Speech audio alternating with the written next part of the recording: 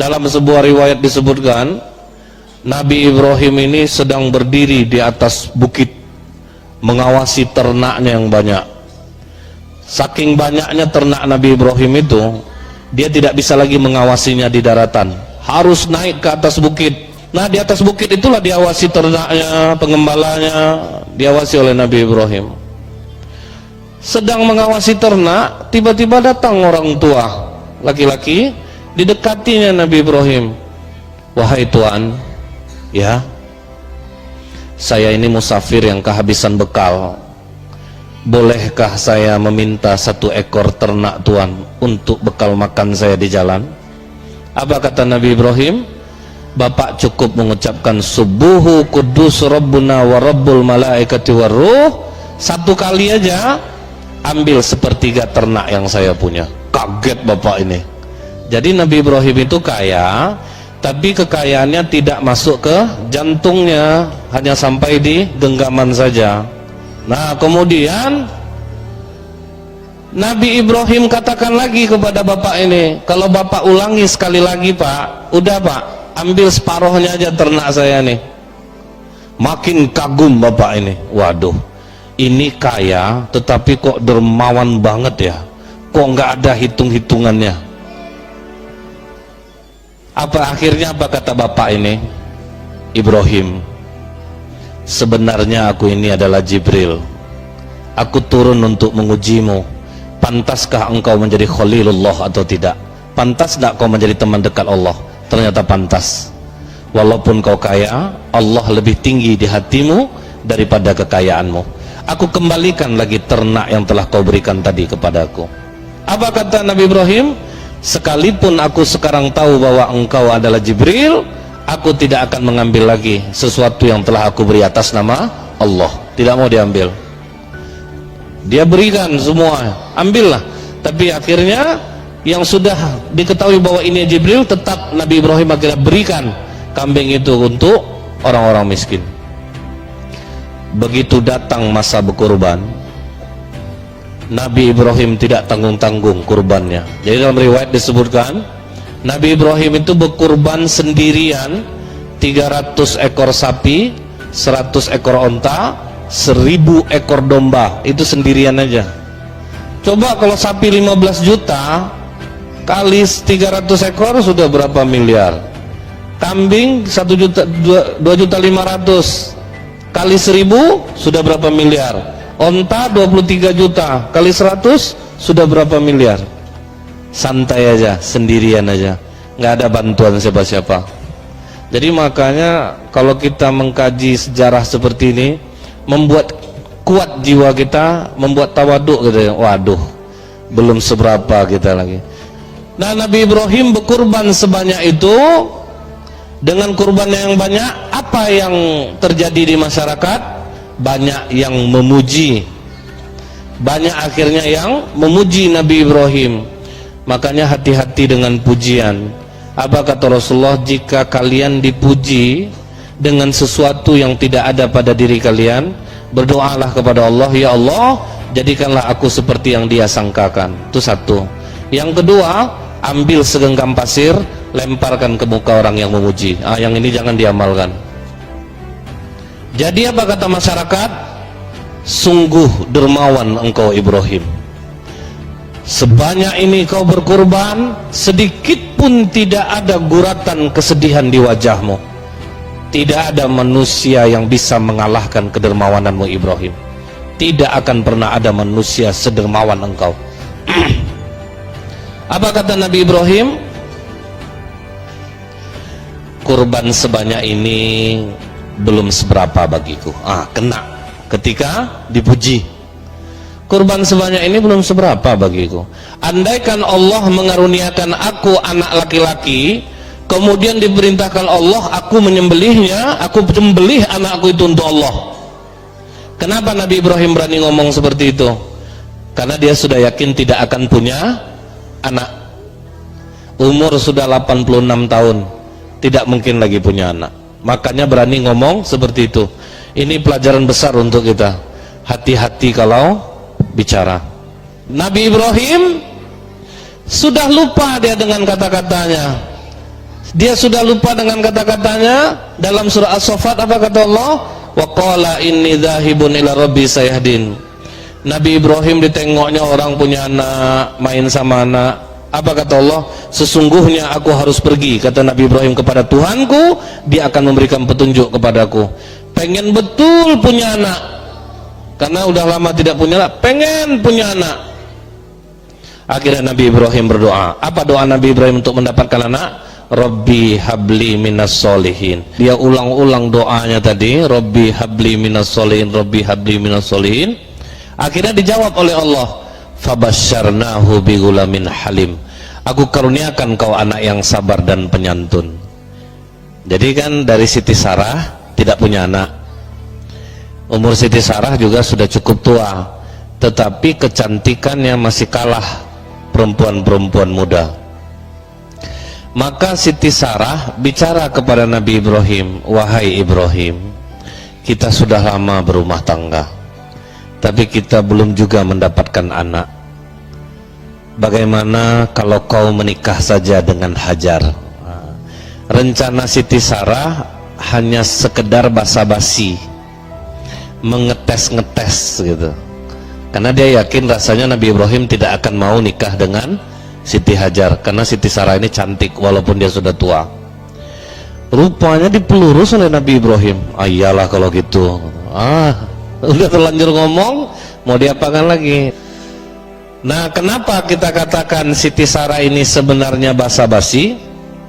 Kalau kita lihat dalam kitab Qisasul Anbiya karya Ibnu Katsir rahimahullah, begitu Nabi Ibrahim nikah sama Hajar, tiap hari Siti Sarah marah kepada Hajar, berantem, ngamuk Siti Sarah.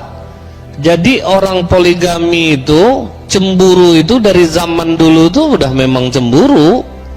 Jadi nggak usah heran, pasti ada masalah, itu pasti. Siti Sarah sering ngamuk sama Siti Hajar, sampai Siti Hajar meninggalkan rumah, nggak tahan lagi dia. Malaikat Jibril menghampiri Siti Hajar, wahai Hajar, jangan engkau tinggalkan rumahmu, kau dalam keadaan mengandung. Disitulah Hajar sadar bahwa dia mengandung. Maka ditutupinya lah kandungnya dengan stagen. Jadi perempuan pertama yang menggunakan stagen perut itu adalah Siti Hajar. Cuman kandungan semakin lama semakin besar, tidak bisa ditutupi lagi. Akhirnya Siti Sarah pun tahu dan meradang.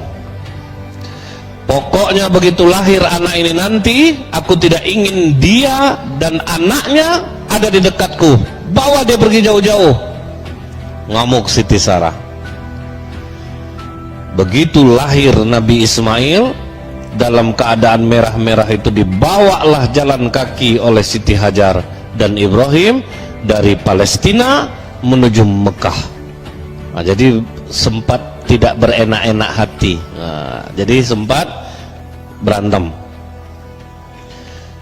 Di dalam Al-Quran dikatakan Allah, falamma balagha ma'u sa'ya, maka ketika Nabi Ismail ini sudah berumur cukup, ada yang mengatakan 7 tahun, ada yang mengatakan 13 tahun, tanggal 8 Tarwiyah Nabi Ibrahim tidur di Mina. Waktu tidur itu datanglah mimpi, wahai Ibrahim, tunaikan nazarmu, sembelih anakmu sebagaimana yang pernah engkau ucapkan dulu.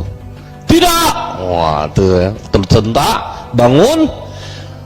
Ini pasti dari setan. Ini dari setan, tidak mungkin dari Allah. Tapi aku rasanya pernah ngomong seperti ini dulu. Dilihat Nabi Ismail kecil dipeluk oleh Nabi Ibrahim. Sambil menangis, tertetes air mata sang ayah ke tubuh anaknya. Nabi Ismail pun terbangun. Ayah, kenapa kau menangis? Tidak, nak, ayah sangat mencintaimu. Dipeluk oleh Nabi Ibrahim. Ini pasti mimpi buruk, mimpi dari setan. Tanggal 9 Nabi Ibrahim pindah tidur ke Arafah. Di Arafah datang lagi mimpi yang serupa. Kali ini Nabi Ibrahim bangun, langsung dia meyakinkan dirinya, ini mimpi dari Allah, akan aku sembelih anakku. Jadi berani ngomong, tanggung jawab Allah segalanya. Aku pernah ngomong menyembelih anak untuk Allah, aku sembelih anakku untuk Allah.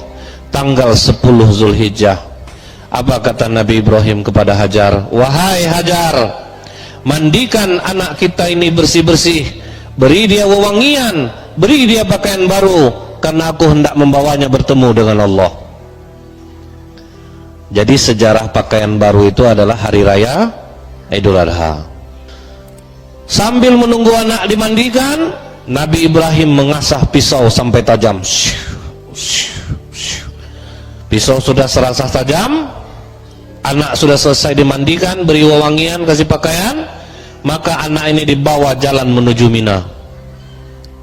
Di saat itulah iblis goncang, langsung broadcast rapat mendadak, share, ngumpul iblis semuanya. Ada yang nggak pakai baju jadinya tersangkut sini, ngapa apa nih buru-buru kali ini? Kita nih ada proyek besar. Apa proyek besarnya? Kalian ingat? Kita dulu gagal merayu Nabi Ayub. Jangan sampai gagal kita merayu Ibrahim, agar jangan dia sembelih anak kandungnya sendiri. Siap? Siap Tuhan. Tapi bagaimana caranya Tuhan? Kalian dekati Hajar. Karena kalau seorang ibu tahu dia anaknya akan disembelih, pasti dia ngamuk. Maka iblis menjelma menjadi manusia, mendekati Hajar. Hajar, ya, tahukah kau mau dibawa kemana anakmu Ismail? Ya, anakku hendak dibawa bertemu dengan Allah. Bohong Hajar. Bohong gimana? Kau hendak nampak tadi suami kau megang pisau? Nampak. Tahu kau guna pisau itu untuk apa? Tidak tahu. Memangnya untuk apa? Dia akan menyembelih anakmu Hajar. Tidak, bohong kalian. Tidak mungkin seorang ayah akan menyembelih anaknya. Tapi katanya dari Allah Hajar. Apa? Dari Allah? Kalau Allah yang memintanya, jangankan leher anakku Ismail, leher aku pun aku mau kalau Allah memintanya. Itu istri solehah. Carilah yang macam ini. Tapi tidak ada lagi. Itu stok terakhir, nggak ada lagi. Jadi iblis berpindah kepada Ibrahim. Dia menjelma jadi manusia. Ibrahim, mau kemana? Aku mau nyembelih anakku. Kenapa disembelih anakmu? Aku dulu pernah ngomong, kalau Allah meminta anakku, akan kusembelih anakku untuk Allah. Jadi aku sekarang mau menyembelihnya. Udahlah Ibrahim, minta ampun aja lah kepada Allah. Allah itu kan maha pengampun. Tidak, bukan itu masalahnya. Aku akan tunaikan apa yang pernah kuucapkan. Kalau aku punya anak, akan kusembelih untuk Allah kalau Allah memintanya. Pergi kalian. Kalah iblis. Udah Ismail nih, coba kita rayu. Ismail kan masih kecil. Ismail, mau kemana? Mau apa? Dibawa ayahku bertemu dengan Allah. Bertemu dengan Allah? Iya, ayahku yang mengatakannya. Bohong Ismail. Kau lihat ayahmu megang pisau? Iya, aku melihatnya. Kenapa? Kata ayahmu, dia diperintahkan oleh Allah. Oh, Allah yang memerintah ayahku. Dia ambil Nabi Ismail beberapa butir batu, dilemparnya iblis yang menjelma dari manusia ini. Buta mata kirinya, kena matanya. Itulah sejarah melontar jumroh, dilempar. Sampai di Mina, baru Nabi Ibrahim jujur kepada anaknya. Ini yang diabadikan oleh Allah di dalam surah As-Saffat ayat 102. Apa kata Allah di sini? Kata Nabi Ibrahim kepada Nabi Ismail, wahai anakku, di dalam tidur ayah bermimpi, nak. Ayah diperintahkan Allah untuk membunuhmu, menyembelihmu. Bagaimana menurut pendapatmu, nak? Jadi dia ajaknya anaknya dialog. Apa jawaban Nabi Ismail? Jangan ragu ayah. Laksanakan apa yang diperintahkan Allah kepadamu. Insya Allah kau akan mendapatiku sebagai anak yang sabar. Akhirnya apa kata Allah sini? Falamma aslama wa tallahu lil jabin. Mereka sudah bersepakat untuk melaksanakan penyembelihan itu. Maka Nabi Ismail kecil ini berpesan dia kepada ayahnya, wahai ayah, ikatlah kedua tangan dan kakiku ayah, agar aku tidak bergerak-gerak yang nanti akan merepotkan ayah ketika menyembelih aku. Baik nak. akan ayah ikat engkau. Telungkupkan mukaku ke bumi ayah, agar jangan terhibah hatimu ketika menyembelih aku. Baik nak, tajamkan pisaumu ayah, agar jangan terlalu lama aku merasakan sakitnya mati. Tolong angkat bajumu ayah, agar jangan terkena percikan darahku yang membuat berkurang pahalaku di sisi Allah. Setelah penyembelihan ini ayah, bawa bajuku pulang, sampaikan salamku kepada ibu. Bersabarlah dalam menjalankan perintah Allah. Jangan kau memandang anak-anak sebayaku ayah, agar jangan engkau terkenang akan aku. Wah, tuh dahsyat enggak tuh. Setelah itu Nabi Ibrahim mengikat tangan dan kaki anaknya. Setelah diikat, ditelungkupkan ke bumi. Saat itulah dalam riwayat disebutkan seluruh malaikat di langit tertunduk. Kemudian apa kata Allah? Lihat hambaku Ibrahim, dia lebih mendahulukan ridhoku daripada kasih sayangnya kepada anak kandungnya sendiri. Itu yang membuat malaikat tertunduk. Maka Nabi Ibrahim pun mulai menggorok leher anaknya dengan keras. Gak ada jejak sama sekali, gak termakan pakai pisau yang sudah tajam itu. Bingung Nabi Ibrahim, aneh, rasanya pisau ini udah tajam, dicobakan ke kayu, putus kayu, masa leher enggak? Karena Nabi Ismail terlalu lama menunduk di bawah, dia berkata kepada ayahnya, wahai ayah, ada apa? Kenapa lama sekali? Entahlah nak, pisau ini sudah tajam tapi tidak mampu menggorok lehermu. Ayah, mungkin Allah mengira aku tidak ikhlas dengan diikat seperti ini ayah. Mungkin Allah mengira aku terpaksa ayah. Coba buka ikatanku ayah, ulangi sekali lagi. Oh, tidak zat. Nah, Nabi Ismail disembelih yang kedua, tetap tidak mempan, tetap tidak ada mau digorok lehernya. Kemudian Nabi Ibrahim mengulang kembali.